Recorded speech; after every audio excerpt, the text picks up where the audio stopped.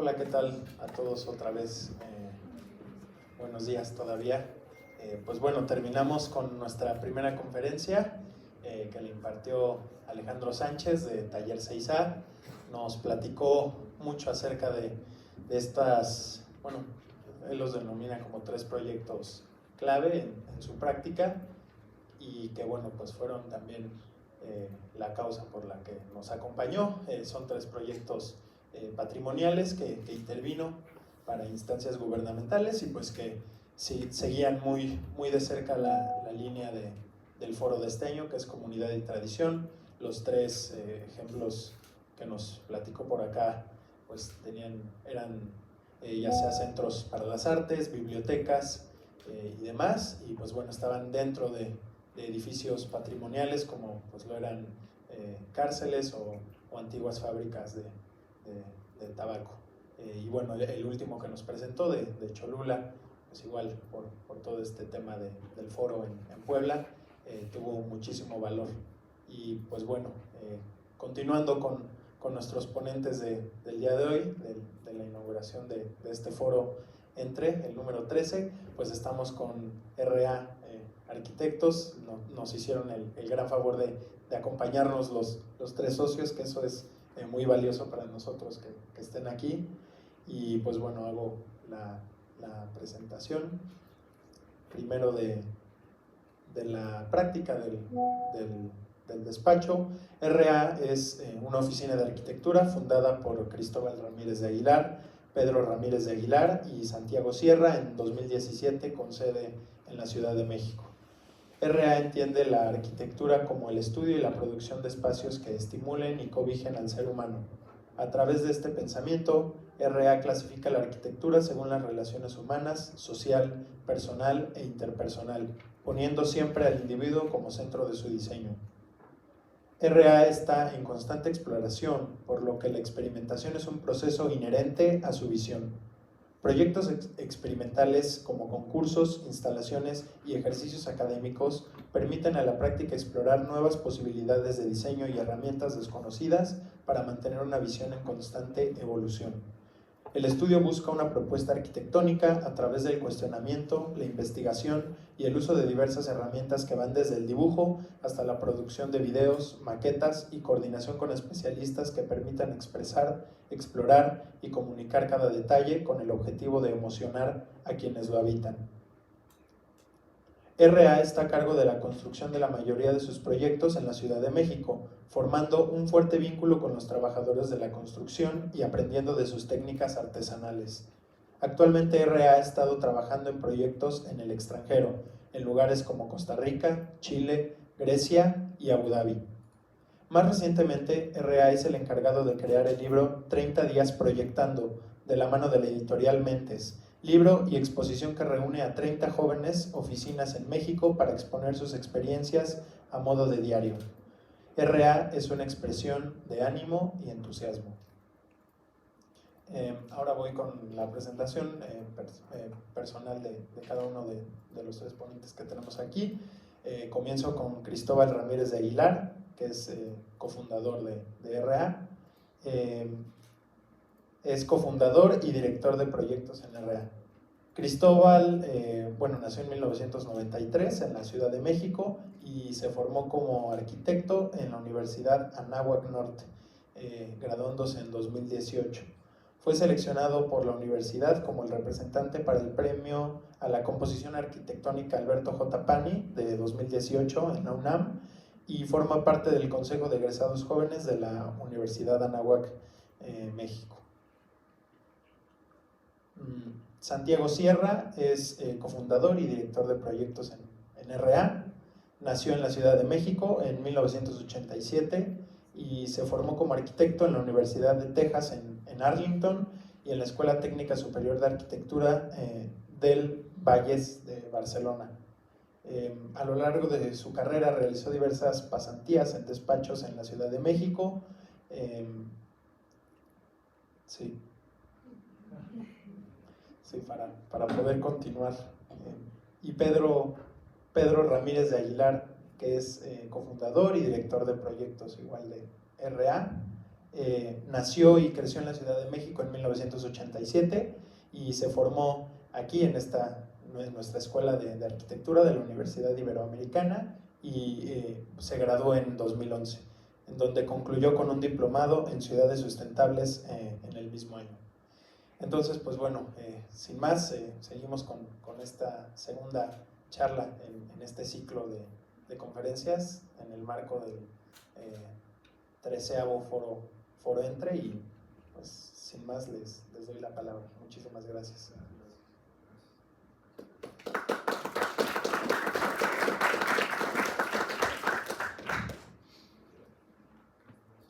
¿Me escuchan? Ahí está.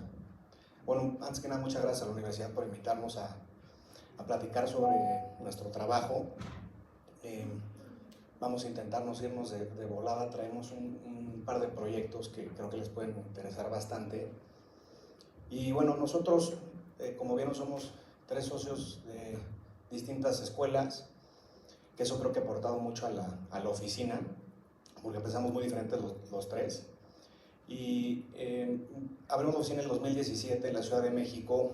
El acta constitutiva nos lo entregaron el 7 de septiembre del 2017 y 10 días después fue el sismo, ¿no? de la Ciudad de México. Entonces, para que se den una idea más o menos como en el tiempo, que fue algo que generó mucha incertidumbre y bueno, a nosotros como arquitectos nos causó mucha ansiedad cómo podemos aportar a nuestra ciudad y a las comunidades afectadas.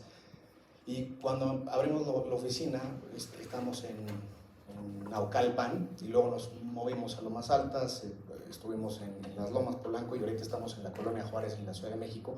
Entonces siempre hemos estado aquí dentro de la Ciudad de México, pero curiosamente la mayoría de nuestros proyectos han sido fuera de la Ciudad de México, lo que nos ha dado pues la oportunidad de poder experimentar distintas técnicas, sistemas constructivos, contextos, entornos, y creo que ha sido algo que ha beneficiado mucho a la oficina, ¿no? Y pues bueno, creo que parte interesante también como para que nos conozcan, ya lo mencionaba Juan Pablo, pues este hecho de que hayamos venido de universidades diferentes y de diferentes generaciones, pues creo que aporta mucha diversidad de pensamiento y es creo que es algo que nos identifica, ¿no? Que está como muy enraizado en la identidad de la oficina. No sé si este mouse sirve, está conectado, sí. Aquí le pongo esto. Bueno, esta es nuestra oficina de hoy en día, es una oficina mediana, estamos ubicados cerca del centro de la ciudad y pues bueno, nos dedicamos a hacer una gran diversidad de proyectos, ¿no? Como oficina joven, y creo que también eso es importante mencionarlo, creemos que tenemos una responsabilidad con ustedes, los alumnos, porque pues somos este siguiente paso, digamos, profesional. Habrá algunos de ustedes que estén trabajando ya, otros que no, pero pues siempre es bueno tener como que una oficina joven con la cual te puedes relacionar, ¿no? Entonces, ya al final de la conversación nos gustaría atender preguntas y demás, que creo que las tenemos frescas, ¿no? Por ser una oficina relativamente joven. Entonces, pues bueno, comenzamos trabajando en proyectos muy simples, en obra, de pintar casas y demás, y poco a poco hemos ido agarrando proyectos cada vez pues, que más nos gustan más, ¿no? No por ser chiquitos nos gustan menos, pero cada vez más robustos o más complejos. Un poquito aquí viendo una variedad de proyectos, pues hemos hecho desde casas, interiorismo, restaurantes. Estamos trabajando actualmente en un plan maestro en La Paz, y escogimos un pequeño rango de proyectos para abordar el tema del foro, ¿no? Algo muy importante en la oficina es que cada proyecto, por chico que sea, lo vemos como si fuera un concurso. Entonces de repente nos toca diseñar una taquería de 12 metros cuadrados y la abordamos como si fuera un concurso, porque no por ser un proyecto chico no le vas a poner tanta atención. A fin de cuentas, luego hasta son los proyectos que más publican, los que te dan mucho más exposure en las redes, y al final es la gente que te contrata y así empiezas a inspirar confianza, ¿no? Entonces yo creo que un punto bueno es que ustedes también vean los proyectos por más chiquitos que sean de esa manera, porque luego hasta en la universidad te dicen, diséñame una botella, y pues, ¿qué hago con esa botella? ¿No? Pero al final, ese tipo de diseños nosotros lo vemos como un concurso y nos ha ayudado mucho para crecer en el despacho.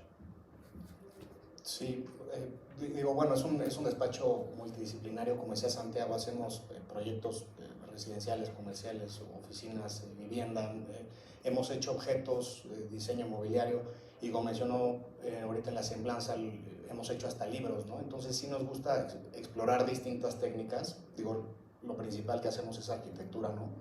Pero creo que luego estas otras aristas de diseño nutren mucho la misma arquitectura, ¿no? Entonces sí son cosas que nos gusta explorar.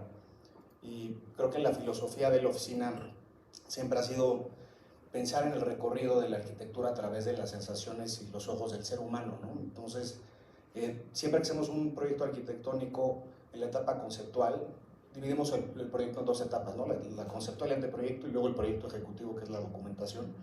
En la etapa conceptual casi siempre hacemos collages para ir narrando pues este recorrido a través de la arquitectura y cómo el ser humano va percibiendo esta arquitectura, porque al final del día no son fotos, la arquitectura no son elementos estáticos, ¿no? Van envejeciendo y los va recorriendo y te van generando distintas sensaciones. Entonces siempre nos planteamos la arquitectura como un espacio que recorre el ser humano, y como un director de cine hace storyboards para narrar ciertas escenas, nosotros nos gusta pues ir narrando estas escenas del recorrido de la arquitectura, que obviamente el proyecto evoluciona y madura y cambia, pero siempre nos ayuda como a encontrar la atmósfera o las sensaciones de los espacios, ¿no?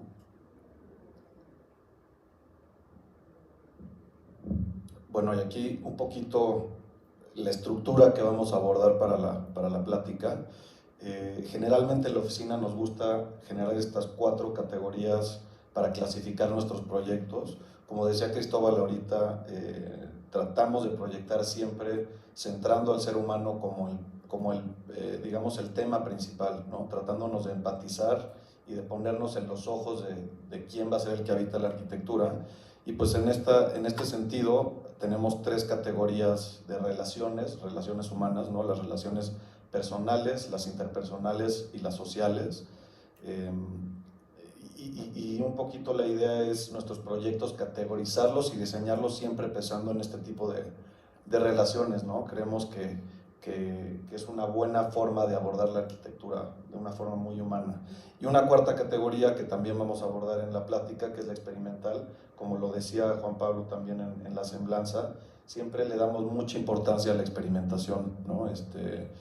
Consideramos que la experimentación es estire y afloje entre ideas que se pueden hacer y quizás que no, pero que nutren mucho a nuestra práctica. No es una forma de estirar un poquito la liga y de volverse lo más creativos posible con los trabajos o los encargos que tenemos en el momento. Y es donde en el despacho nos empezamos a conocer más mutuamente, ¿no? Al principio, que veníamos en escuelas totalmente diferentes, no sabíamos exactamente cómo diseñábamos ya a la hora de trabajar en un despacho. Habíamos hecho concursos antes, pero ya a la hora de trabajar en la vida real es un poquito diferente, y esta etapa experimental nos ayuda mucho a probar hasta nuevas formas de ilustración, nuevas formas de diseño, o sea, diferentes metodologías para llegar a nuevos productos, y por eso la oficina está en constante evolución y no se queda fija siempre con una metodología, siempre estamos buscando algo diferente. Creo que algo que nos caracteriza hoy en día es que a lo mejor y las ilustraciones algunas son similares, ¿no? Para que den una imagen nuestra, pero el diseño final siempre nos basamos mucho en el cliente y no queremos tener un tipo de arquitectura que se refleje siempre, que digan, eso es de RA, eso es de RA. Como que siempre queremos adaptarnos a cada cliente, ¿no? Entonces, hoy en día pensamos que no se parece, quién sabe si se parezca, pero nosotros pensamos que nos vamos evolucionando conforme a cada cliente. Bueno, y para ir en este orden de proyectos personales, interpersonales, sociales, experimentales, el personal habla de una relación humana, pues justamente muy personal, ¿no? Entonces, en este caso les vamos a presentar una casa que proyectamos y que se acaba de terminar de construir en Tepoztlán, que es una casa que habla mucho del entorno y del contexto, y que intenta mimetizarse con el lugar. Y está, bueno, muchos conocen Tepoztlán, pero para los que no lo conocen, está a 1 hora y media de la Ciudad de México hacia el sur. es un destino sumamente popular para los fines de semana. Hay asentamientos prehispánicos como el Teposteco, y es un pueblo mágico muy bonito, ¿no? Y cuando llegamos nos dimos cuenta que estaba muy cerca de esta gran cordillera que rodea Tepoztlán. Estamos a 200 metros el terreno de esta cordillera, lo que nos evidenció desde un principio que tenemos que tener pues este diálogo con la montaña, ¿no? La montaña, de pronto al visitar el terreno, nos quedó muy claro que tenía que ser un elemento protagónico, o debería de tener una relación la casa con esta montaña, ¿no? Y a la hora bueno, eso fue uno de los elementos clave. Otro de los elementos que se percibe aquí en una foto es que tenemos un solo árbol en el terreno, bastante grande, que claramente pues queríamos conservar, y al final del día la casa como giró en torno un poco a este árbol. Y bueno, en esta casa hicimos muchas iteraciones del proyecto, ¿no? Nos gusta siempre en la etapa conceptual plantearnos distintos escenarios en los cuales podemos clasificar y traer y darle ciertas nomenclaturas, ¿no? Hay algunos que eran muy buenos en orientación pero muy malos en privacidad. Habían otros que eran muy buenos, creo que está acabando la pila de la laptop. Nos salió ahí y bueno, a la hora de hacer estas iteraciones, pues justamente las calificamos y vamos desarrollando una, dos o tres, ¿no? Las más virtuosas, y así es como va evolucionando un poco el proyecto, ¿no? Y bueno, como decía Cristóbal, tomando en cuenta todas estas variables, si quieres pasar a la siguiente, pues escogemos generalmente una o dos, ¿no? Las presentamos a los clientes nos van a dar retroalimentación, y con base a esa selección, pues podemos ir desarrollando un poco el proyecto, ¿no? En este caso quisimos, a manera muy conceptual, esta es una ilustración muy, muy conceptual, pues decidimos hacer una fragmentación de bloques que un poco asimilaran casi como si las piedras de la montaña se hubieran caído y se hubieran posicionado de forma estratégica para brindar los servicios básicos de la casa, ¿no? El habitar, el dormir, la parte recreativa, pero siempre teniendo una gran relación con la montaña. Generalmente seguimos, aparte del dibujo, pues abordamos también los proyectos con maquetas. Esta maqueta creo que representa bien el concepto. Es una maqueta completamente monolítica en la que pues casi como legos vamos o bueno, fue la estrategia que abordamos para este proyecto. Fuimos acomodando estos grandes monolitos de acuerdo a las virtudes del terreno, ¿no? Una vez que hacemos estas maquetas, también lo empezamos a detallar un poco más como en croquis. Empezamos a analizar y a desarrollar los espacios en perspectivas para justo lo que platicaba Cristóbal hace rato, ¿no? Cómo va a ser este transcurso de la persona en los espacios, y tratar de empezar a entender la cuarta dimensión, que es el tiempo, en la arquitectura, ¿no? Ahí en ese croquis creo que se entiende muy bien la intención, una de las intenciones principales de la casa, donde tienes estos pues bloques casi pétreos que van mimetizando las alturas como con esta sensación aleatoria que mimetiza un poco el último plano, ¿no? de la montaña, que lo que nos ayudó, bueno, lo que decía Pedro, ¿no? Hacemos estos sketches y luego los volvemos collages. Nos gusta presentarle a los clientes antes de algo muy, muy, muy real. Creo que eso es muy peligroso porque luego los clientes hacen la idea de que el espacio va a ser de cierta manera y los acotas muchísimo, y cuando quieres experimentar y llevarlos hacia otro lado, tú solito te restringes, ¿no? A la hora de enseñarles estas herramientas como un poco más realistas. Entonces los collages pues son imágenes que tal vez te evocan más bien una atmósfera, una sensación del espacio, y ya posteriormente desarrollamos renders y bueno, utilizamos otras técnicas, ¿no? Para la primera etapa conceptual siempre hacemos pues collages, concluimos con el render, y luego ya en el proyecto ejecutivo ya utilizamos herramientas como, por ejemplo, en este caso BIM, que se ve la estructura y las instalaciones pluviales, hidrosanitarias, eléctricas. Digo, son herramientas que no usamos nunca hasta que damos el paso al proyecto ejecutivo, porque también te pueden restringir muchísimo creativamente, ¿no? Entonces nos alejamos lo más posible de estas técnicas en esta primera etapa, pero también somos muy estrictos en utilizar BIM o Revit para el proyecto ejecutivo y poder entregar una documentación muy buena que le facilita la vida al constructor y a todos nosotros, ¿no? Fue algo que nos unió, yo creo que como despacho, porque en realidad el único que usaba Revit era Cristóbal al principio y Pedro y yo ni lo utilizábamos. Y después de que vimos la eficiencia que tenía el programa, la verdad es que yo lo odio en la etapa conceptual, nunca lo usé en la etapa conceptual, ninguno de nosotros, pero ya cuando pasamos al ejecutivo nos ha ayudado muchísimo y lo vamos a seguir usando digo, es algo que, una de las cosas que nos metió Cristóbal en la cabeza, que así como nosotros, o sea, nos desarrollamos entre los tres, yo he metido diferentes cosas al despacho y hemos evolucionado de esa manera porque cada quien aprendió diferente, ¿no? Sí, digo, agregando un poco a lo que dice Santiago, creo que los mejores maestros que, bueno, yo en lo personal que he tenido son mis socios y ya después los clientes, ¿no?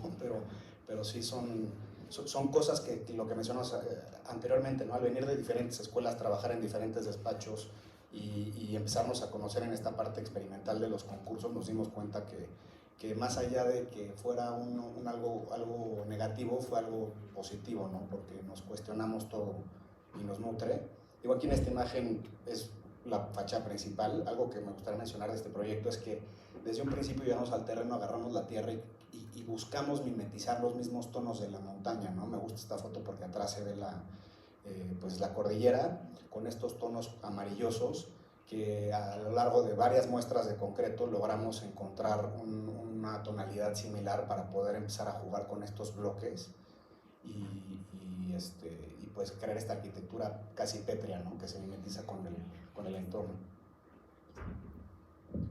Digo, una característica singular de esta casa es que son unos monolitos que los ves desde la calle y se sienten así como medio brutales, no tienen ni una ventana, y es un poco la negación a la calle, ¿no? O sea, se entiende que quisimos trasladar esta idea de las piedras hacia el terreno, pero más adelante vamos a ver en las fotos del jardín cómo se abre por completo para tener todas las vistas hacia el cerro, ¿no?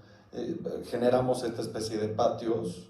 Los bloques nos permiten tener mucha riqueza en espacios abiertos, estos espacios de intercomunicación, y sin clavarme mucho en la casa, prácticamente si ves la planta es una L y se divide en dos alas. Una ala que es la parte de la recámara principal, sala y comedor para nuestros clientes, y la otra ala que es para sus hijos, ¿no? Y que incluso si quisieran rentar la casa por separado lo podrían hacer, ¿no? Tienen puertas separadas, tiene cada uno su cocina, su estancia y demás. Entonces funciona bastante como una casa desconectada que se conecta por este gran patio que estamos viendo en la fotografía.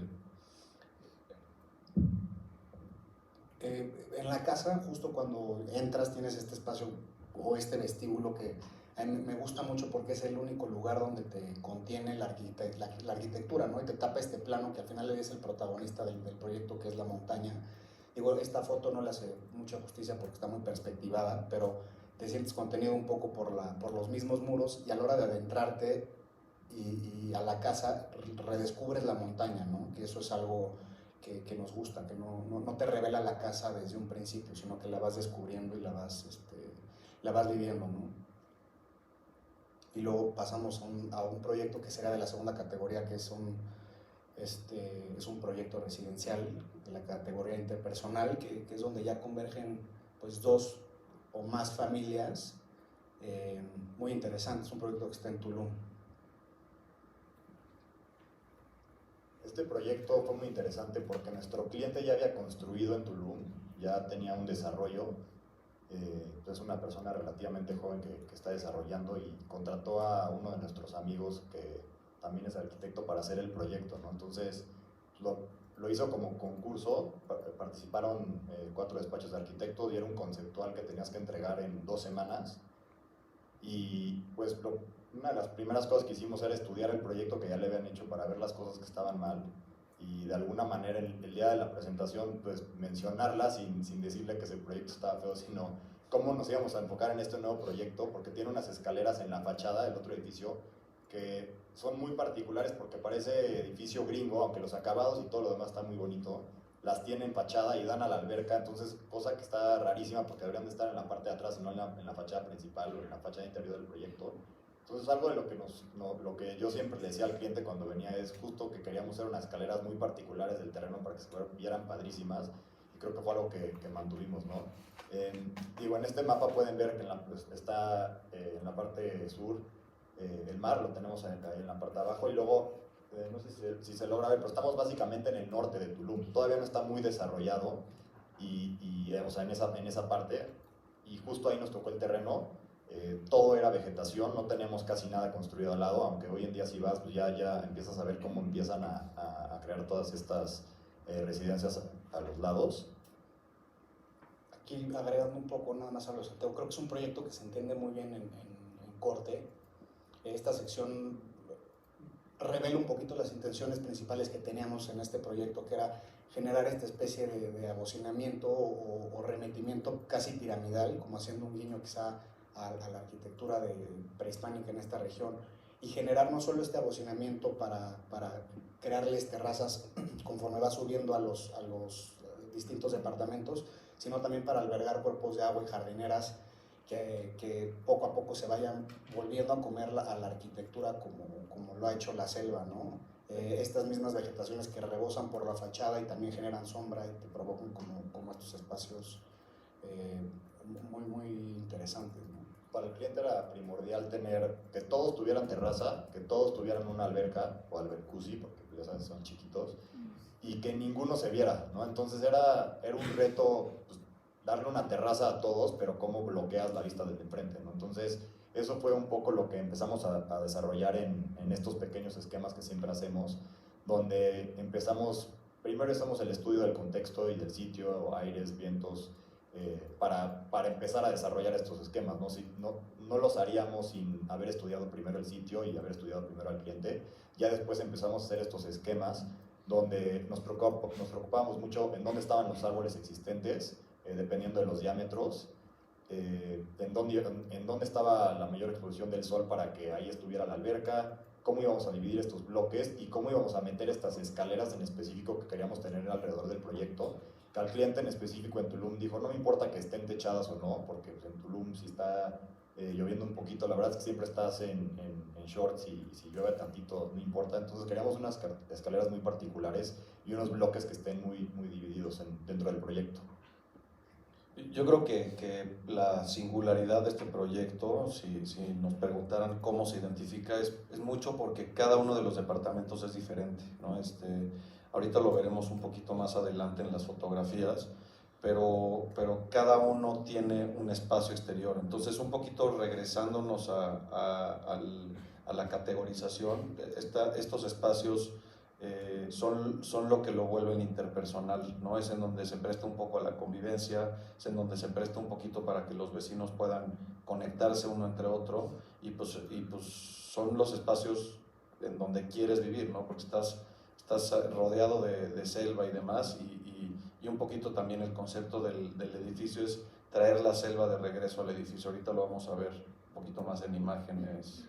Que justo esa parte de traer la selva adentro, dejamos algunos árboles existentes y muchos se plantaron y siempre estamos en duda de cuándo vamos a tomar fotos o no, porque siempre, cada mes se ve mejor, ¿no? Porque empieza a crecer mucho más la vegetación, se empieza a enredar en todas las aristas del proyecto y se va viendo mejor y mejor, pero pues creo que ya toca en octubre tomar fotos.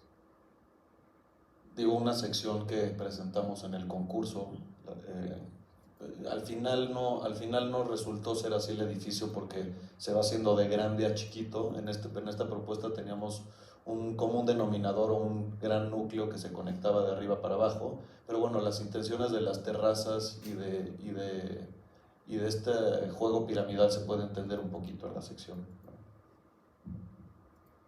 Sí, si ven un poquito estos esquemas que tenemos iniciales o estos son creo que una segunda intención. Primero los dibujamos rapidísimo, los pasamos de esta manera y ya que tenemos esa visión, los pasamos a estos collages que nos gustan mucho para representar. A algunos clientes les enseñamos porque les gusta, a algunos clientes ni se los enseñamos porque no les interesa, nada más quieren el producto final, pero es una herramienta que nosotros tenemos para acelerar el proceso de diseño en nuestra oficina y para visualizar los espacios. Sí, que es importante entender que el collage no lo usamos como una herramienta de ilustración y representación gráfica, ¿no? Porque no, eso pues, se me hace absurdo teniendo la herramienta como un render, sino es una herramienta de trabajo donde hacemos varias iteraciones, te permite hacer distintas técnicas rápido de un espacio, y al final del día pues nos gusta, la que más nos gusta tal vez la conservamos y la utilizamos como una portada del proyecto, pero no es una herramienta que nos sentemos a, ya acabé el proyecto, lo voy a ilustrar de esta manera, no, es una herramienta de diseño que nos permite hacer distintas variedades de un espacio, ¿no? Bueno, aquí otras técnicas, en este caso es una maqueta ya pues final del edificio, que me gusta mucho. Más adelante verán en las fotos cómo conservamos esta escala peatonal, regresando un poco al recorrido del ser humano, donde tienes esta estría o esta franja en la planta baja donde utilizamos un sistema constructivo de piedra, y luego posteriormente conforme se va bocinando el inmueble va cambiando la textura y el material. Entonces tú a la hora de adentrarte al edificio te sientes contenido por esta piedra, y conforme vas subiendo vas teniendo otra sensación, ¿no?, al recorrer el edificio. Y ahora es un poco como empezamos a tener la vegetación adentro del proyecto. Como casi todos los desarrolladores, si te dan 60, 40, 70, 30, dependiendo del proyecto, pues se quieren ir al límite a fuerza. Nosotros nos fuimos justo ahí y logramos tener más terrazas, entonces pudimos incluir verde.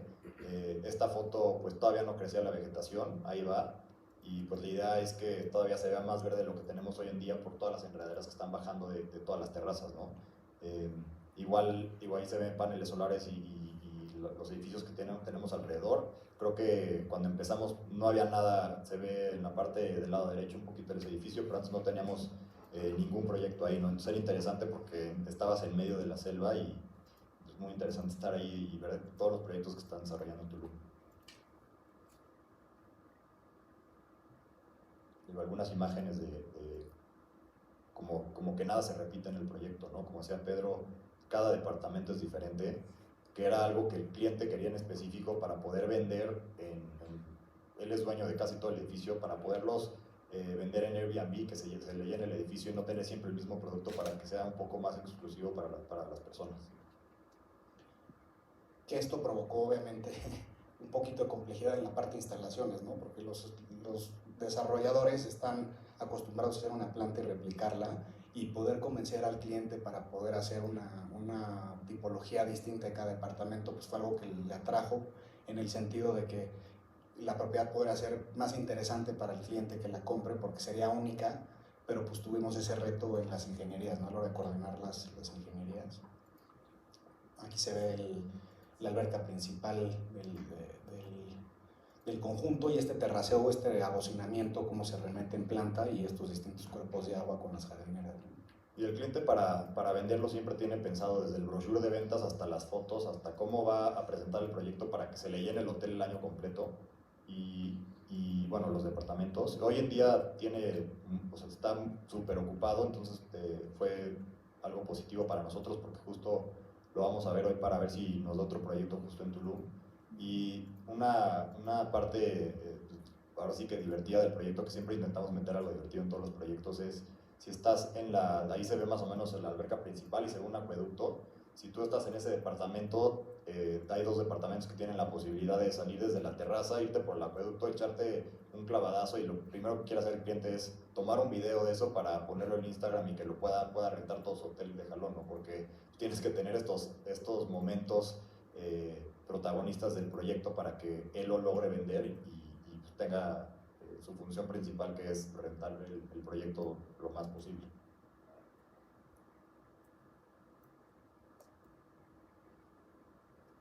Y ahí se ven un poco las intenciones de las escaleras que tenemos en la parte de atrás.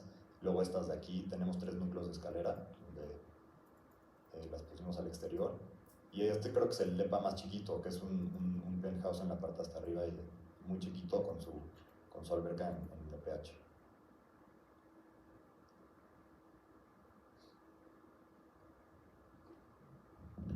Para el siguiente proyecto que escogimos, es un pequeño proyecto en Polanco, un bar. Le pueden dar ahí. Déjame ver si le puedo cambiar desde acá. Bueno, el proyecto era un mercadito muy cerca del Parque Lincoln, en donde se vendía la mitad de carnes y la otra mitad de pescado.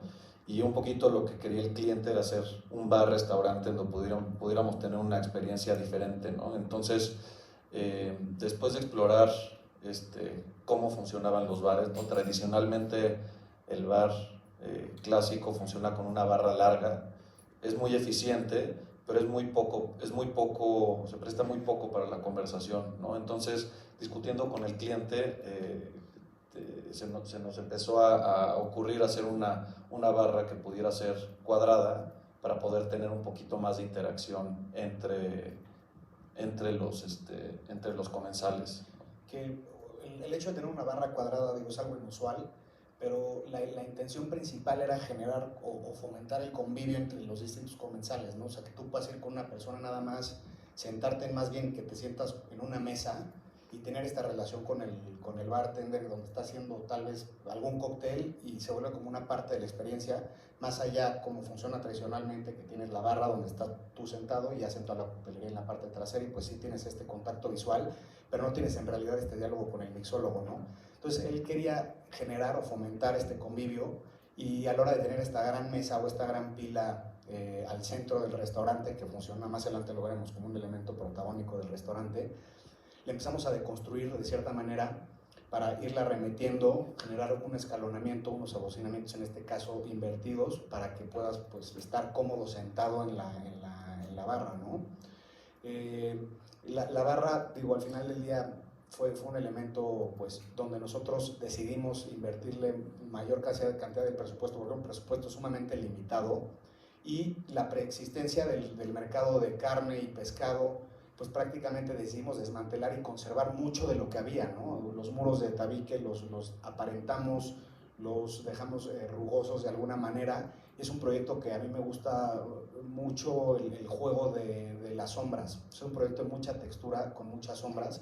En este caso, pues diseñamos la gran mesa que tenía este remetimiento, y a la hora de hacer un proyecto comercial o de restaurantes, nosotros nos gusta mucho, y sobre todo los que están a pie de calle, cerca del peatón, es importante siempre pensar en la escenografía del lugar, ¿no? Porque toda la gente que pasa es un posible cliente, entonces cómo vas caminando o regresando al collage de cómo percibe el ser humano la arquitectura, cómo puedes ir tú caminando por una banqueta y de repente voltear y que te llame la atención un lugar y que puedas entrar, ¿no? Entonces, para nosotros pensar en la escenografía de un lugar es fundamental cuando estamos hablando de un proyecto comercial, ¿no?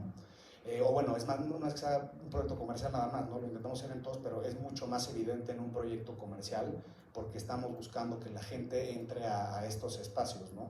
Entonces, nos quedaba muy claro que esta barra principal de convivio no solo era pues el corazón, sino también era un remate visual interesante. Decidimos enmarcar al bartender con un gran platillo, casi como una corona de santo, ¿no? Para jugar un poquito como con estos lenguajes que la gente conoce muy bien, y entonces desarrollamos un platillo con artesanos en Morelia de cobre martillado junto con una diseñadora, Aura Carpio, en el cual la intención, al igual del proyecto, de estas texturas, esta pirámide rugosa de concreto precolado, martelinado, que tiene cajillos y tiene luz indirecta, cómo hacemos esto en los muros y cómo hacemos esto en este platillo también, ¿no? Estos dos, doble platillo, uno pequeño, uno grande, que el pequeño emite luz hacia el grande y genera como esta sensación de eclipse y lo vuelve un elemento también pues protagónico, ¿no? del lugar. Digo que también aportando lo que dice Cristóbal, la materialidad del espacio creo que es muy característica, ¿no? Y se prestó mucho cuando empezamos a demoler el local anterior, empezamos a encontrar mucha belleza dentro de las texturas que existían y pues decidimos dejarlas. Entonces creo que una de las virtudes de este proyecto es esa, ¿no? Los materiales son materiales muy crudos, que pues la verdad es que al final del día también son materiales baratos, no son lo que ya había, son los materiales medios del local anterior, y un poco el resultado es ¿no?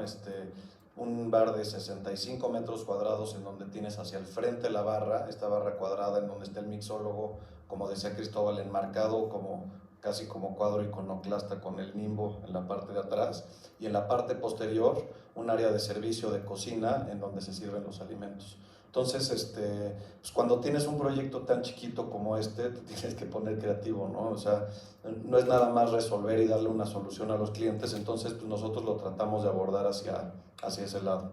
Sí, de hecho, curiosamente, de los proyectos más chiquitos que hemos hecho han tenido muchas publicaciones, ¿no? Y más adelante hablaremos de otro todavía más pequeño, pero creo que eso es un buen mensaje como despacho joven hacia ustedes, ¿no? Que no porque te van a dar un proyecto residencial increíble, le vas a echar ganas, no, pues si te dan un proyecto de 65 metros cuadrados, 10 metros cuadrados, puede ser cosas sumamente interesantes y con presupuestos muy acotados, ¿no? En este caso, pues sí tenemos un presupuesto solamente acotado y si se fijan o si llegan a ir, fíjense los acabados de concretos pulidos, concretos pigmentados, martelinados,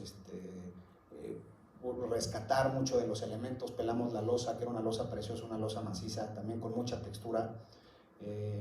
Y las lámparas las diseñamos y las hicimos nosotros, también las lámparas de concreto con unas camisas de herrería, para que no sientas el linternazo a la hora de ver la luz. En fin, ¿no? Fue un proyecto que también tuvimos la oportunidad de trabajar de la mano con muchos artesanos y contratistas de la mano, ¿no? Aquí no fuimos a ninguna tienda, no fuimos a Arca, ni a Marmex, ni a Interceramic, o sea, todo lo hicimos con los obreros, no hay nada de catálogo más que los equipos industriales de cocina, entonces tuvimos ese acercamiento mucho que en nuestro país es una virtud, ¿no? O sea, en Europa o Norteamérica trabajar con un contratista de la mano y poder experimentar las cosas de esta manera en realidad es una virtud y nosotros aprendemos muchísimo de todos los contratistas, ¿no? Y tanto de ellos como nosotros, pero me atrevería a decir más que nosotros de ellos, ¿no? Bueno, para este siguiente proyecto, ahora yéndonos a una escala todavía más pequeña, manteniendo todavía la categoría de relaciones sociales, vamos a platicar de una pequeñita taquería de 16 metros cuadrados, ubicada en la colonia Roma, muy cerca a Viaducto, más hacia el sur de la colonia, y muy inspirada en el changarro tradicional, ¿no? Pues al tener un cuartito de 16 metros cuadrados, igual te tienes que poner bien creativo, ¿no? Para ver cómo puedes hacer un restaurante, una taquería que le funcione bien al chef, que ahorita hablaremos de él, pero también que le funcione mucho al comensal.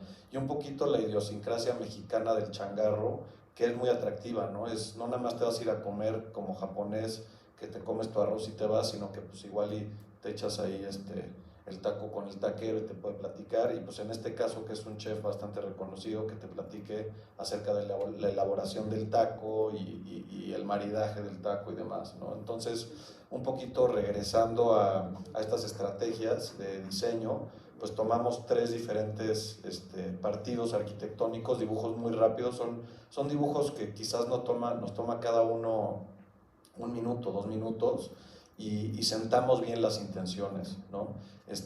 Partiendo de uno de estos nos vamos a desarrollar un poquito el espacio y inmediatamente tratamos de agarrar todos los elementos del changarro para pasarlos a un local que pudiera tener esta identidad. Sí, o sea, prácticamente bueno, se ve muy claro aquí en este croquis que los elementos tradicionales de una taquería son la loseta de barro, ¿no? Eso es, en cualquier taquería que vas en la Ciudad de México te encuentras este tipo de elementos y lo que quisimos hacer fue reinterpretar el changarro de comercio informal que se apropia de las banquetas, que las enriquece también, yo diría, y de qué manera podemos generar como este juego de tener un local completamente monocromático, en un principio queremos hacer algo sumamente limpio y que tal vez este changarrito que esté dentro del local comercial fuera un elemento igual protagónico. El cliente, que es el chef que está aquí en la foto, el chef Alexis, bueno, se llama Alexis y su esposa también se llama Alexis, por eso el lugar se llama Los Alexis. Fue a Barcelona y se formó allá como chef, trabajó en la cocina del Bulli, que es el padre de la cocina molecular catalana, y entonces estuvo ahí un par de años formándose y regresa a México con muchas ganas de hacerle homenaje a la comida de sus raíces, comida tradicional, con ganas de hacer una taquería, pero sentíamos desde un principio platicando con él esta nostalgia de regresar de Barcelona, ¿no? Entonces de alguna manera queríamos hacerle una taquería, pero quizás hacer un guiño a esta formación suya ya, por lo que hicimos pues tomar los elementos tradicionales de una taquería que es el mosaico blanco, tronarlo como Gaudí y empezar a hacer las juntas con estos tonos verdes y hacer una paleta bicolor donde es blanco y verde y no hay ni un otro color, ¿no? Entonces ahí se ve muy clara la intención del changarrito verde de comercio informal. Hay una especie como de sección donde termina la corona del changarrito, que justo coincide con el lecho bajo de las traves, y quisimos dejar sumamente aparente y bruto la preexistencia del edificio, que también es sumamente bella, ¿no? O sea, es un edificio pues más funcionalista, pero a la hora de encontrarnos con esta estructura, en vez de meter un plafón, quisimos evidenciar la preexistencia y de ahí para abajo hacer la intervención, ¿no? de la taquería. Todo el mobiliario lo diseñamos nosotros también. Es un proyecto que se hizo en un cajón de estacionamiento, ¿no? Ese era el cajón de estacionamiento del edificio, proyectito de 15 metros cuadrados, que la verdad le ha ido bastante bien, y si el anterior de Polanco no tenía presupuesto, menos, ¿no? Entonces fue interesante este proyecto, abordarlo, y creo que también son proyectos de los cuales ustedes quizá en un principio, a la hora de salir de la carrera, pueden empezar a tener, y pues créanme que son proyectos que les van a ayudar mucho si los toman de manera responsable, con mucho entusiasmo y emoción, ¿no? Y bueno, para finalizar, un proyecto de carácter experimental. Pues este es un proyecto del cual la verdad es que no estábamos acostumbrados. Me parece que en 2018 o 2019 nos invitan a una exposición en el marco del abierto de diseño llamado Nada Sobra, en el que los curadores invitan a 30 oficinas jóvenes de arquitectos para instalar una pieza en el Museo Numismático en la Ciudad de México, ¿no? Y para quienes no conozcan, el Museo Numismático está hacia el norte del Zócalo capitalino. Es un museo que tiene muchísima riqueza arquitectónica, en donde se fabricaban y procesaban todas las monedas y demás. Y el Abierto Mexicano, para quienes no lo conozcan, pues era este congreso en donde en diferentes lugares se iban poniendo diferentes exposiciones, ¿no? Entonces, un poquito la premisa de esta exposición o de esta expo era reunir la diversidad de 30 oficinas de jóvenes y un poquito entender la visión de cada una de estas oficinas ante el tema principal, que era lo popular, ¿no? La cultura popular y el desarrollo un poquito también de un concepto que tenga que ver también con la tradición y con las costumbres mexicanas. Cuando nosotros nos juntamos para empezar a platicar acerca del proyecto que queríamos hacer, pues uno de los elementos más interesantes creo que fue el nicho, ¿no? El nicho es un elemento arquitectónico muy popular y que se ve mucho en nuestro país. Y pues la verdad es que creímos que podíamos tener un vínculo muy padre y que podíamos crear algo muy interesante dentro de este marco, ¿no? Fuera de técnicas constructivas y demás, sino por el simbolismo que tiene el nicho como tal, ¿no? El nicho de la Virgen. Una de las imágenes que nos encontramos en Google Maps es esta, que es una imagen que nos causó mucha intriga de cómo los mexicanos inclusive le dan el lugar más importante al nicho antes del peatón, ¿no? Sí, hablando justamente de la popularidad, nos encanta ver o encontrarnos estos ejemplos, como el que decía Pedro, ¿no? Aquí en la primera foto de izquierda a derecha vemos cómo el nicho le da más prioridad que la seguridad del peatón, o cómo van reinterpretando la misma arquitectura barroca, o en el último se ve ahí la cubierta de Pedro Ramírez Vázquez, ¿no? de la Basílica de Guadalupe, y luego los nichos son no solo elementos que generan pues nada, esta parte de rezo, de diálogo con la espiritualidad del mexicano. O sea, muchas veces los utilizan como herramientas de seguridad. Más eficiente tener esto que una cámara, porque baja la inseguridad. O sea, hay estudios que comprueban que a la hora de poner un nicho en un sitio de taxis, o un nicho en alguna casa, la persona que va a delinquir por su fe deja de hacerlo, ¿no? Entonces es curioso cómo la ciudad y el país están llenos de estos nichos por la cercanía que tiene el mexicano con la espiritualidad o la religión católica en este caso, pero también por estas estrategias de seguridad, ¿no? que te pueden dar. Y un poquito platicándolo, como decía Cristóbal, viendo toda esta colección de nichos que tenemos en el país, que pues la verdad son pequeñas joyitas que vamos viendo y que representan mucho la identidad de cada uno de los pueblos o de los lugares en donde se construyen, pues son un poquito tienen el método constructivo que se usa, ¿no? Como decía Cristóbal, se puede ver mucho en los techos que vimos en las fotos pasadas, y un poquito el ejercicio que hicimos nosotros fue lo mismo, ¿no? Apropiarnos un poquito de qué es lo que estamos haciendo en este momento, un poquito trabajar quizás con un arco, que fue lo que decidimos. Si te puedes ir a la siguiente. Hicimos varias iteraciones, un poquito explorando cuál iba a ser la morfología del nicho. Desde un inicio sabíamos que como iba a estar rodeado de muchas piezas al estar en el museo, pues queríamos elevarla para poder tener como un contacto directo con la Virgen, ¿no? Entonces, en este sentido, el diseño tiene mucho que ver con estas patas que se elevan del suelo para tener flotando casi un elemento que es el arco de la Virgen. Y como dice Pedro, o sea, todos estos nichos, dependiendo del sitio, se construye como lo saben construir en ese lugar, ¿no? Si llega el albañil y le toca a él, lo que él ha hecho lo va a repetir y lo va a hacer. Y fue un poquito lo que nos pasó, que en ese momento justo acabamos de ganar un concurso donde hicimos unos arcos, estábamos haciendo otro proyecto con unos arcos, no es de que siempre hagamos arcos, pero en ese momento sí.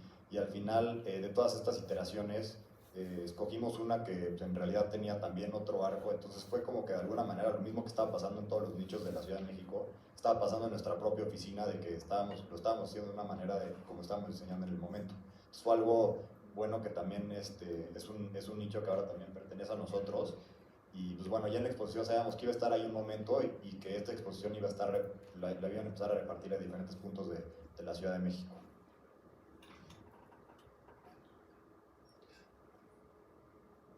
Y bueno, un poquito el resultado de ya la pieza construida y las intenciones, como decía Santiago, pues al final decidimos tomar una lámina, fue algo muy sencillo, en donde tomamos esta lámina, la doblamos, colocamos la Virgen al centro para que estuviera flotando y la elevamos del piso pues para que, imaginando un poquito y fantaseando como si el nicho se pudiera usar en algún momento, ¿no? Entonces, estas son las fotografías ya de la exposición, cómo se veía en la exposición. Y fue lo que nos dio mucho gusto fue que le dimos un propósito real al nicho, ¿no? En este caso, un amigo nuestro, Pablo Ruiz, el arquitecto, se adentró a la comunidad de los basureros de Ciudad Neza y empezó a trabajar de la mano con una fundación para hacer un programa arquitectónico para la gente que vive ahí, que de verdad es una experiencia brutal ir a visitar y ver las condiciones de vida de las personas que están aquí en los basureros. Y parte de este proyecto que estaba encabezando él era hacer una capilla, y pues a la hora que nos estuvo platicando le dijimos, oye, nosotros tenemos un nicho que hicimos para una exposición y en realidad no le estamos dando ningún uso, ¿les interesaría? Y nos dijo, no hombre, pero feliz de la vida, échenoslo. Y es aquí donde en realidad esta pieza pues cobra un propósito, ¿no? Más allá de hacerlo una exposición en el Centro Histórico en la Ciudad de México, el poderla llevar a la comunidad, ver cómo ellos tomaron esta pieza, que le dieron un uso y dejó de ser un capricho quizá de reflexión más académica, sino culmina teniendo un propósito real, ¿no? Y es interesante ver cómo les entregas tú algo donde pues nos esmeramos en avejentar la madera y echarle ácido a la placa para ver la naturalidad bruta del material, y pues a ellos no les gusta y lo pintan de rosa, ¿no? Y le ponen dorado. Entonces ver cómo se apropian ellos mismos de la pieza fue algo muy bonito, ¿no? Para nosotros. Y ese fue el último proyecto, ¿no? El proyecto experimental. Pues espero les haya gustado la plática.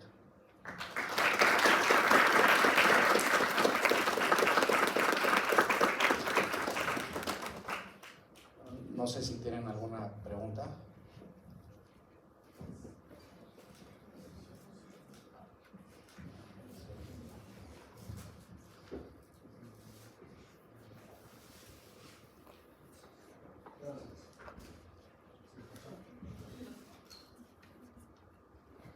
¿Ya?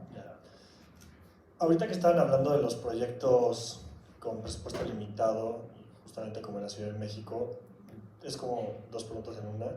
Una es, ¿qué ustedes hacen obra, o sea, llevan la obra en algunos proyectos? Y la otra es, dentro de su presupuesto, bueno, lo que cobran por el diseño, ¿ustedes tienen algún ajuste dependiendo del presupuesto del cliente? Ok. Bueno, la mayoría de las obras de nuestra oficina no las tomamos nosotros porque, como mencioné anteriormente, gracias a Dios hemos tenido los proyectos fuera de la Ciudad de México, lo que nos ha ayudado a experimentar distintas técnicas y hacerla. Lo que sí hacemos siempre es la supervisión remota y de vez en cuando vamos a ver la obra, ¿no? En la Ciudad de México sí estrictamente hacemos nosotros la obra, que surge por una necesidad de tener un mejor resultado del proyecto, más allá de tener un ingreso económico por obra. Al principio no nos gustaba construir, pero nos dimos cuenta que cuando nosotros construíamos el resultado era mucho mejor que cuando se lo delegábamos a un constructor. Ahora, sí construimos nosotros en la Ciudad de México, la mayoría de veces, ¿no? Hay clientes que son constructores y te dicen, oye, yo lo hago y pues hazme la supervisión y sin ningún problema, ¿no? Lo manejamos de esa forma, pero nunca mezclamos proyecto con obra, son dos cosas completamente distintas, ¿no? O sea, el proyecto lo tienes que cobrar aparte porque es una etapa sumamente importante que tiene sus requerimientos y tiene pues su presupuesto de impresión de planos o de 1000 cosas distintas a lo que es la obra. Entonces jamás mezclamos una con la otra, ¿no? La construcción va por aparte, es otro bicho, se maneja completamente distinto, entonces nunca lo mezclamos, ¿no?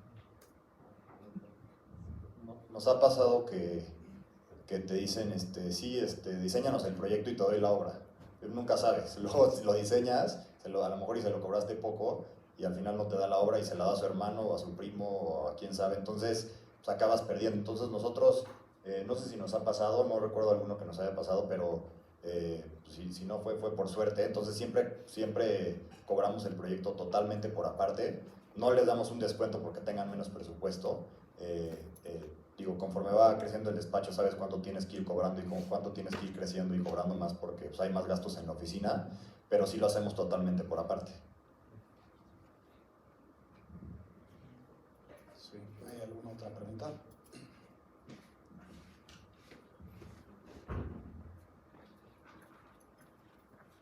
Ustedes que son un...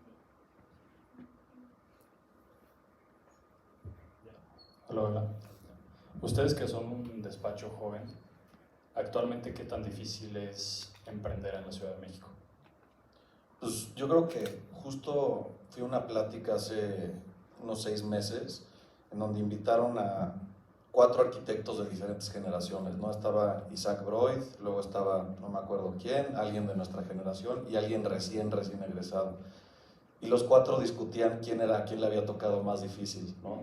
Para todos siempre va a ser muy difícil, ¿no? Isaac Broid decía, no, pues es que a mí me tocaba crisis tras crisis tras crisis económica, ¿no? Y nosotros decimos, no, pues es que nos tocó el temblor y luego cambio de gobierno y luego tal. De pandemia, ¿no? 2 años de pandemia. Entonces, creo que siempre van a haber retos y nunca va a ser fácil, ¿no? Creo que uno de los consejos que yo a título personal siempre doy a alguien que quiere emprender es que tenga súper en claro, número 1, así el punto más importante de todos es con quién te vas a asociar. Como decía Cristóbal y pienso igual que él, mis mentores más importantes que he tenido en toda mi carrera son mis socios. También han sido con quien he tenido más enfrentamientos y cuestionamientos y demás, pero si tienes un socio con el que puedes dialogar y también te puedes mentar la madre y al día siguiente seguir trabajando, pues eso es lo mejor que puedes tener, ¿no? Tener un gran socio con quien puedas pues estar desde las 7 de la mañana hasta las 12 de la noche si es necesario, ¿no? O más. Y en segundo, pues obviamente tienes que estar encaminado y tener un buen plan para saber hacia dónde quieres caminar. Nosotros, por ejemplo, desde el día 1 nos sentamos los 3 y dijimos, ok, pues ahorita estamos haciendo proyecto y estamos haciendo ahí una obrita chiquita. Dijimos, bueno, pues a partir del año 5 queremos empezar a construir y a partir del año 10 igual y empezar a desarrollar. Entonces, tener esas metas súper claras es importante, creo que es fundamental para poder tener una buena relación, ¿no?, con tus socios. Y por último, tener una buena una estructura administrativa, ¿no? Yo que estudié aquí me enseñaron algo de administración, pero no me quedaba muy claro. La verdad es que también yo andaba en el relajo y luego me andaba volando clases, ¿no?, igual que algunos de ustedes. Y luego de repente a la hora de la hora, pues dices, no, pues sí debí de haber ido a esa clase, ¿no? Entonces, al final del día eso se aprende. Creo que no es algo, tampoco no es una ciencia irreconocible ni nada, pero sí es importante tener muy estructurado tus números si eres una persona, un arquitecto que quiere crecer, ¿no? Tengo muchos amigos arquitectos que tienen su oficina y son ellos solos y funciona muy bien, pero pues están limitados a una capacidad tope de proyectos. Entonces, a nosotros nos ha servido mucho tener un sistema administrativo, saber cuántos son los gastos mensuales, ¿no? Renta, gastos fijos, agua, y demás, nuestros sueldos, ¿no? Nosotros, por ejemplo, también este consejo yo siempre lo doy a cualquier emprendedor, nada más a los arquitectos. Es importantísimo tener un sueldo, aunque sea de 1,000 pesos, da igual, ¿no? Pero si tú tienes un sueldo y tus gastos, cada peso que te entra, lo repartes a estos pequeños, digamos, bloques o mini cuentas, pues vas a tener una estructura mucho más sólida que si nada más te cae un proyecto muy grande y ya te lo cascaste en quién sabe qué. En vez de decir, no, pues es que este dinero no me lo puedo gastar porque es para la renta, aunque no estés pagando renta de tu oficina, puedes ir abonando dinero para ese, digamos, esa mini cuenta y algún día abrir tu oficina, ¿no? No es para agregar un poco a lo que dice Pedro. Yo creo que para emprender es importantísimo trabajar, ¿no? O sea, luego la gente, hay muchas personas que nunca trabajaron y salen de la carrera y quieren emprender. Y lo pueden hacer y es una estrategia que puede ser válida, tal vez tardas un poquito más, pero sí es fundamental. Una recomendación es que trabajen desde que estudien, si es posible. Si tienen esa posibilidad, se lo recomiendo muchísimo, ¿no? Porque en realidad donde aprendes más es en el campo. Y también creo que, nosotros en nuestro caso, cuando emprendimos fue de manera muy ignorante o no lo pensamos muy bien, porque normalmente un arquitecto emprende cuando trae quizá ya un encargo. Entonces puede salir, dedicarle tiempo completo a este encargo, a este proyecto y desarrollarlo. En nuestro caso no teníamos un encargo, como decía Pedro al principio de la conversación, empezamos pintando casas y haciendo cosas que odiábamos, pero pues no teníamos en realidad algo que poder enseñar. Entonces, para generar un portafolio a la hora que se avienten ya a emprender, les recomiendo muchísimo lo que nosotros hicimos, que fue meternos a concursos, ¿no? Meternos a muchos concursos y de pronto empezamos a ganar un par, y esto te ayuda a generar un portafolio, un currículum, poderlo enseñar en redes sociales, podérselo mandar a familiares o a gente cercana, porque normalmente el primer encargo que le dan a un arquitecto pues es de alguien cercano, ¿no? Entonces estos concursos no solo te ayudan a generar un portafolio, sino a enseñarle a tu gente cercana que tiene ciertas aptitudes, ¿no? Y que quizá ganaste algún premio, quizá ganaste algún concurso, y ahí es donde empieza a generar pues cierta confianza en ti y quizá te puedan empezar a dar encargos, ¿no? Entonces, esa parte de los concursos, que es algo que nosotros no hemos dejado de hacer y no pensamos dejar de hacer, nos gustan mucho los concursos, es algo que a la hora de emprender les recomiendo mucho que busquen y que hagan, ¿no? Y ahorita que decías, es difícil, pues la verdad es que si nosotros tres no hubiéramos trabajado y ahorrado, pues no lo hubiéramos logrado. Entonces, creo que la primera recomendación es, si tus papás no te van a ayudar, o tus tíos, a mantenerte durante un rato en lo que emprendes, pues lo único que puedes hacer es trabajar un rato y saber que vas a sobrevivir 6 meses o un año. Entonces pues vas a tener que dejar de salir, porque pues luego cuando trabajas en despachos de arquitectura no te pagan tanto, entonces tienes que ahorrar el doble, y ya que tengas ese ahorro, yo a la par de que estaba trabajando, pues estábamos empezando a hacer concursos, ¿no? Entonces me ayudaba muchísimo trabajar, hacer una obrita de pintura o lo que nos dieran, lo aceptábamos para poder tener ingresos, y pues de ahí ya te van contratando a trabajos más grandes, ¿no? Si tienes la suerte de que tienes algún familiar, algún conocido que te da una obra desde el principio, pues va a ser más fácil. Pero si ves desde cero y no tienes todavía ninguna obra, pues más bien es ahorrarle tantito para poder saber que vas a sobrevivir durante 6 meses o un año, si te van a estar ayudando un poco tus papás, casi.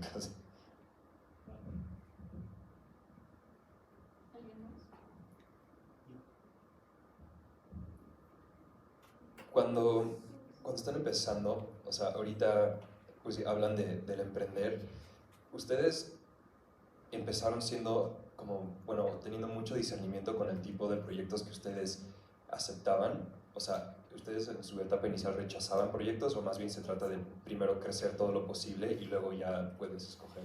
Aceptábamos todo lo que llegara para tener ingresos porque pues, no me iban a dar una casa. O a lo mejor y sí, tienes mucha suerte y pues qué bueno, ¿no? Ya a lo mejor y sí lo vas a poder hacer. Creo que con el tiempo que llevamos, hasta el año pasado empezamos a decirle a algunas cosas que no. Digo, obviamente ya cuando ven que ya tienes mucha más experiencia, ya no te empiezan a dar esos trabajos porque saben que no los vas a ni aceptar. Entonces ya casi ya ni nos preguntan por esas cosas, ¿no? Antes de los que nos daban para pintar, o sea, era casi que para ayudarnos. Pero al principio aceptábamos todo lo que fuera, ¿no? Por cosas sencillas para poder mantener, porque si no esos 6 meses que tienes de colchón, pues ya te los extiendes a 8. Entonces, si no, pues los vas a tener en 4 y ya le dedicaste tiempo a algo que no te interesa en realidad. Sí, me encantaría decir que no, pero la realidad es que sí, al principio pues aceptamos muchos de los trabajos y lo que decía Santiago es muy cierto, ¿no? Tu portafolio va dictando el tipo de proyectos y el tipo de arquitecto que eres tú, entonces muchos de los proyectos que nosotros hicimos los primeros años nunca los vas a encontrar en nuestra página ni en nuestras redes sociales, no son cosas que se caen en un archivo muerto, pero te fueron llevando a más, o sea, la arquitectura es un oficio que tu trabajo da más trabajo, entonces es importante sí tomar el trabajo y crecer y aprender, y conforme te van dando encargos más grandes o de mayor escala, pues vas enichando tu portafolio, tu imagen o tu despacho hacia ese tipo de proyectos que son los que tú quieres recibir, y de esa manera es como te van a empezar a buscar quizá darte los encargos que tú quieres, ¿no? Pero sí, a excepción de lo que decía Santiago, que tengas un familiar que te diga, oye, quiero hacer una casa en Valle Bravo y te la voy a dar, órale, pues a todo dar. Pero nosotros muy responsablemente abrimos la oficina sin ningún encargo, y por eso mencionaba lo de los concursos, que nos ayuda a hacer un buen portafolio, ¿no? Yo tengo una duda, que va más allá como con su forma de proyectar. No, pero te escuchamos, sí. No, pero para que me oigan los demás.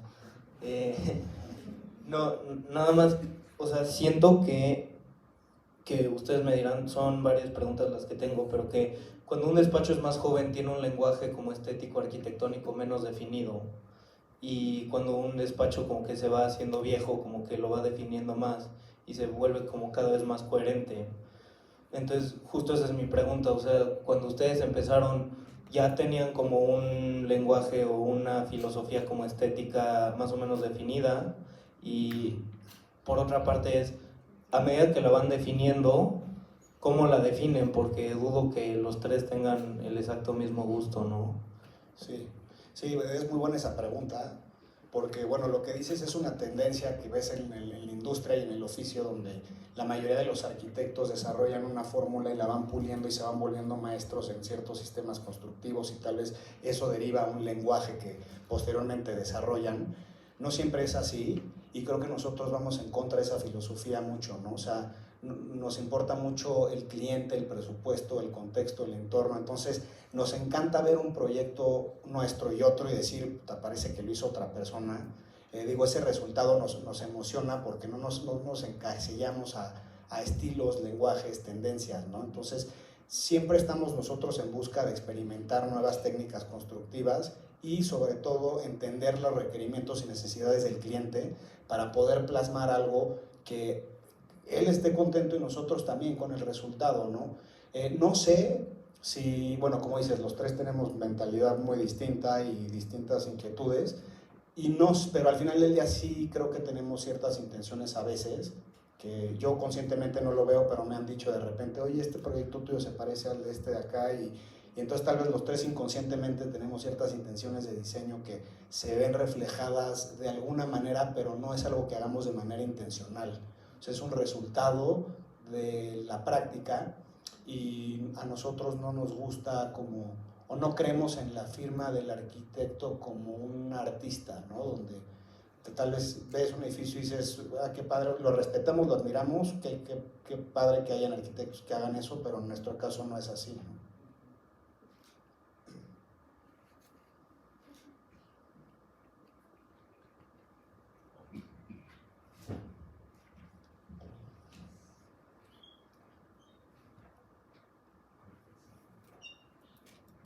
Hola. Yo, digo, no es como terapia, ¿no? Es duda. Soy un recién egresado igual aquí del Ibero y me están como empezando a caer esas chambas de las que dicen.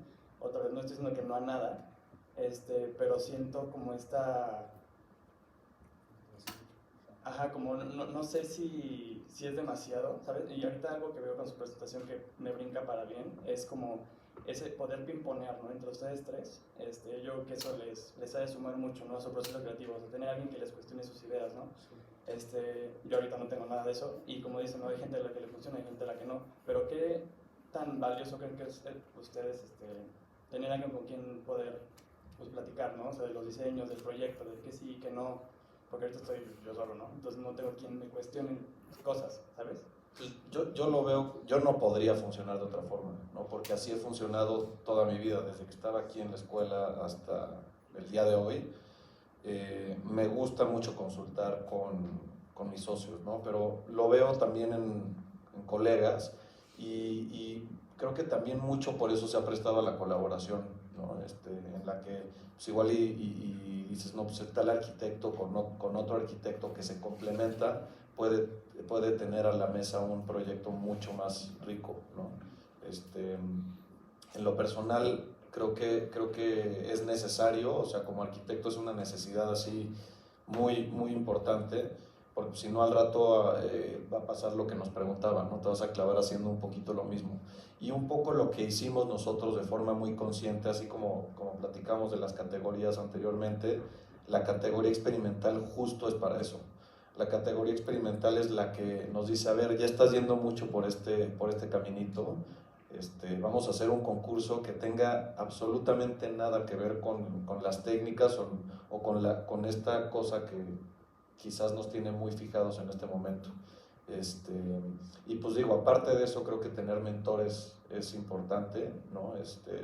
Si algún día trabajaste en algún despacho, hiciste alguna relación o con tus mismos profesores o compañeros, creo que es un apoyo y siempre es bueno también tener como puntos de vista diferentes, ¿no? Un poco, también regresando a nuestra presentación, cuando veíamos los 20 partidos arquitectónicos para hacer la casa de Tepoztlán, pues es eso, eso lo que representa es una serie de dudas y de cuestionamientos que solo nosotros nos podíamos contestar, ¿no? Entonces, al hacer esta matriz de 20 opciones de casas que en cada croquis nos tardamos un minuto, pues te puedes empezar a cuestionar y empiezas a calificar, como lo mencionaba Cristóbal en el inicio, en el que nosotros dijimos, a ver, pues ¿qué vamos a calificar? Pues vamos a calificar el confort de circulaciones, orientación, vistas, tal, ¿no? Entonces en cada uno íbamos palomeando y pues la verdad es que al final vas a escoger la iteración que más te emociona y que más te hace sentido, ¿no? No vas a escoger una iteración que no tiene sentido y que te emociona mucho, ¿no? Muchas veces te emocionas mucho con una opción, te vas a dormir y al día siguiente dices, no, pues esta no era la buena. Entonces, creo que iterar y el proceso, confiar en el proceso también es importante. Y creo que es algo totalmente personal dependiendo de cómo eres tú.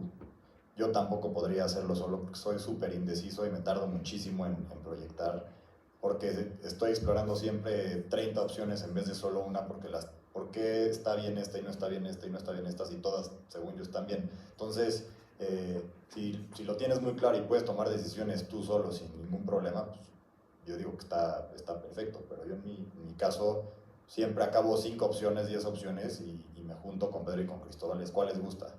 Esta sí, esta no. Y hay veces que les gusta una que a mí no me gusta y pues, o le sigues al proyecto para lograrlos convencer, o más bien ellos te acaban convenciendo de por qué sí está mejor esa opción y eran cosas que tú ni estabas pensando que lo hiciste inconscientemente, ¿no? Yo sí creo que es fundamental, o sea, quitarte la idea de que el arquitecto genio que se encierra y hace una obra increíble, creo que es un oficio colaborativo. Al final del día, los arquitectos siempre trabajamos con abogados, con paisajistas, con ingenieros estructuristas, o sea, con muchísima gente que empapa el proyecto y lo va nutriendo. Y en esta etapa donde casi no colaboras con los especialistas, que es la del anteproyecto y la parte conceptual, es fundamental que encuentres a alguien que te saque luego de tus decisiones, ¿no? Porque yo soy fiel creyente de la ceguera de taller. Estás metido en algo y lo estás desarrollando y lo estás puliendo, y cuando no tienes ese input externo a ti, que ve las cosas de otra manera, pues tal vez estás tomando una decisión equivocada o tal vez no estás llevando esa decisión a su máximo potencial, y a la hora de compartirlo con alguien más, como decía Pedro, con algún mentor, algún maestro o otro amigo tuyo arquitecto que esté haciendo una práctica profesional individual, te puede aportar y nutrir muchísimo el proyecto, ¿no? Tienes que entender que la etapa conceptual, luego el arquitecto tiene mucho ego y quiere proteger, pero no puedes tú abordar un proyecto con ego. Tienes que abordar un proyecto con mucha humildad, de escuchar externamente los criterios y crítica, y para poderlo elevar y desarrollar y tener un mejor producto al final. Entonces yo tampoco yo no podré hacer esto solo, ¿no? O sea, necesito de Pedro y de Santiago para poder llevar siempre los proyectos a su máximo potencial, ¿no? Entonces es importante que consigas a alguien.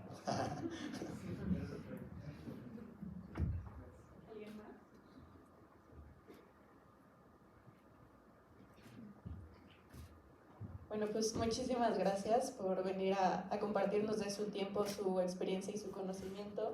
Les tenemos un regalito por parte de la Sociedad de Alumnos, como agradecimiento de su plática. Y